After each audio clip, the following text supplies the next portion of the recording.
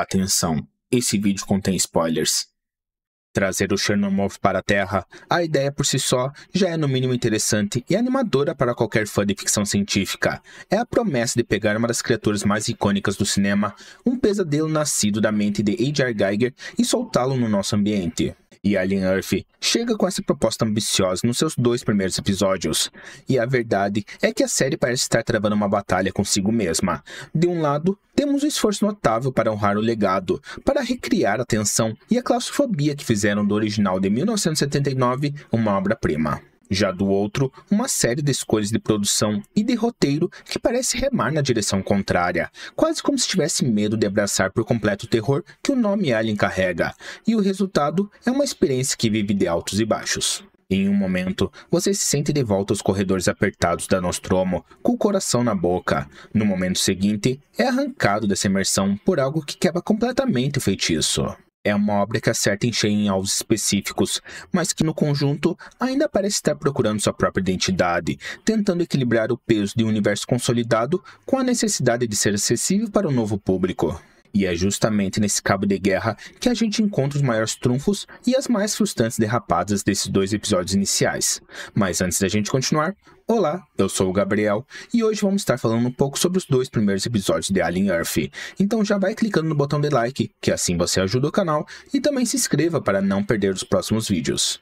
E também me segue no Instagram para acompanhar as novidades e também na Twitch. Todos os links vão estar na descrição e vamos ao vídeo.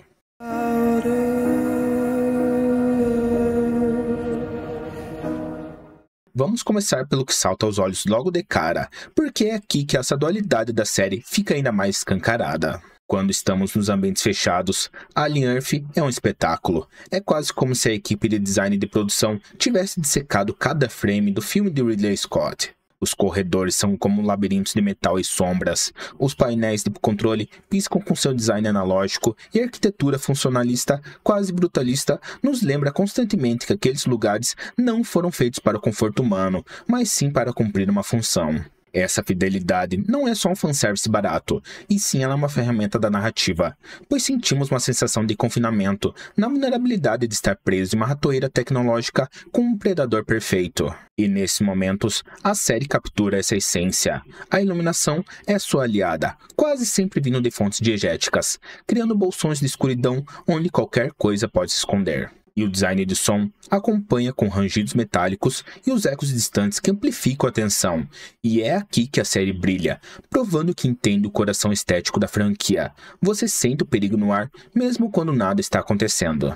Mas aí, a narrativa nos leva para o lado de fora, para as paisagens da Terra, e o feitiço se quebra de uma forma abrupta e desconcertante. As cenas em ambientes externos, sejam urbanos ou naturais, parecem saídas de um banco de imagens. Falta peso, falta personalidade, falta a mão de um diretor de arte que pensou em um mundo como o mundo de Alien se pareceria com a estética retrofuturista que vimos nos primeiros filmes de Alien e até no mais recente, o Alien Romulus. A desconexão é gritante, é como assistir a 2 programas diferentes que foram editados juntos, e essa discrepância não é só um detalhe estético, ela sabota a própria premissa da série. A ameaça do xenomorfo, que deveria se tornar ainda mais assustadora ao ser inserida em um contexto familiar, mas como o mundo exterior não consegue sustentar a mesma atmosfera de perigo, o monstro parece estranhamente contido.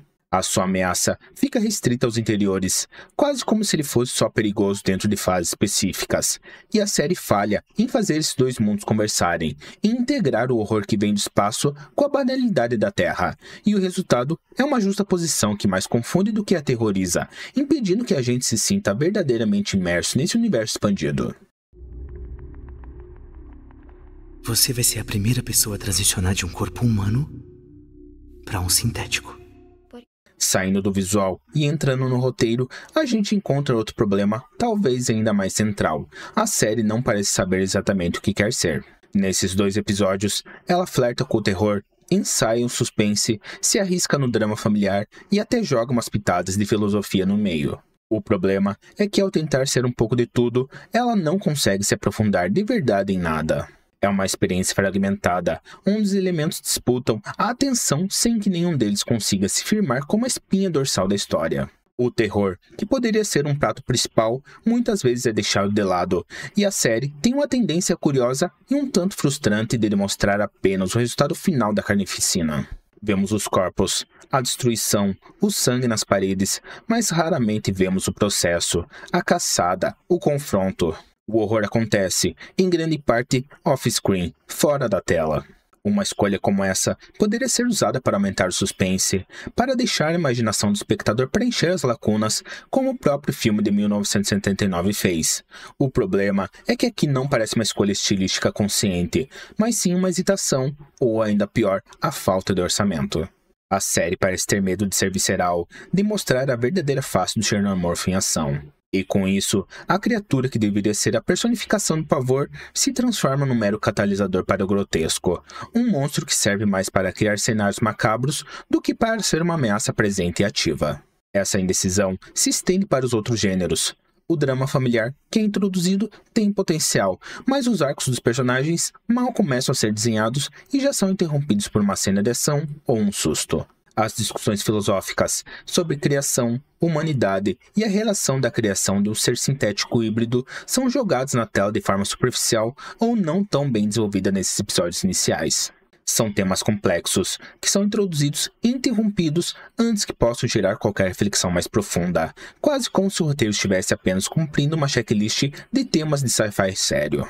A série parece querer ser acessível a todo custo, mas alcança essa acessibilidade sacrificando a profundidade que poderia torná-la realmente memorável. E fechando o tripé de problemas, temos a própria produção, que em vários momentos exala uma cara de produção de TV, que destoa da ambição de um universo de cinema do projeto. E isso se manifesta em coisas como uma iluminação de estúdio em cenas que pediam por mais sombras e mistério, ou em transições de cena, como o fade-in e o fade-out, que parecem saídas de uma produção de uma década atrás. E isso são só detalhes, mas que contribuem para quebrar a imersão.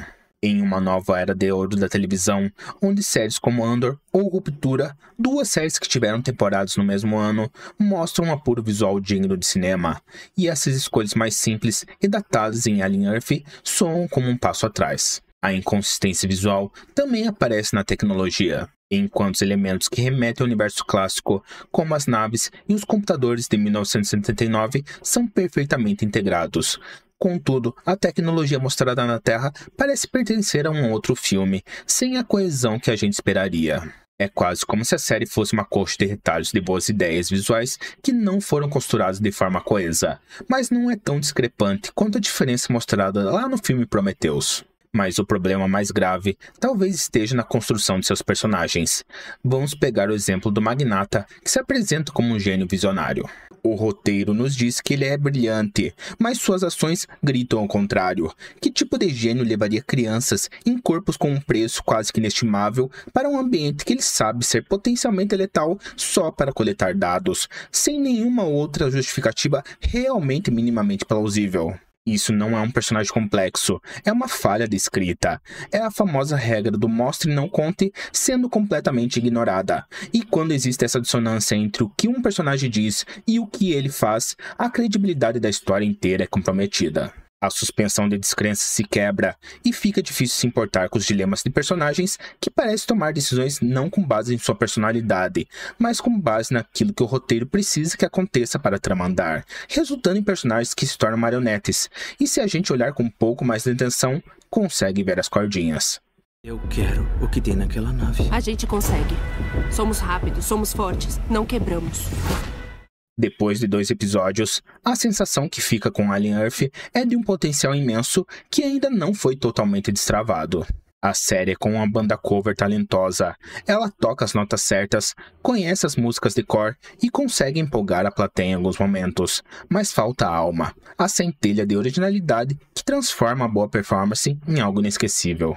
Há um esforço visível e louvável em honrar o legado, especialmente na direção de arte dos interiores. E a premissa de trazer a ameaça para a Terra abre um leque de possibilidades fascinantes. No entanto, a inconsistência visual, a crise de identidade, a superficialidade de como os temas são abordados e as fragilidades nas construções dos personagens criam uma barreira que impede a série de começar lá em cima. Ela cumpre o básico, entrega uma trama assistível e momentos de genuína atenção, mas raramente ousa ir além, se contentando em caminhar por um terreno seguro. Alien Earth tem uma base para construir algo grande. Existem novos elementos interessantes, mesmo que alguns surjam como facilitadores de roteiro um tanto quanto convenientes. Mas para que ele se torne mais do que um esforço válido, precisará encontrar sua própria voz. Precisará decidir se quer ser um terror, um drama de ficção científica ou um suspense de ação. Precisará ter a coragem de ser tão brutal e implacável quanto a criatura que a protagoniza. Mas por enquanto é uma obra competente, mas que ainda não faz jus ao tamanho do universo a que pertence.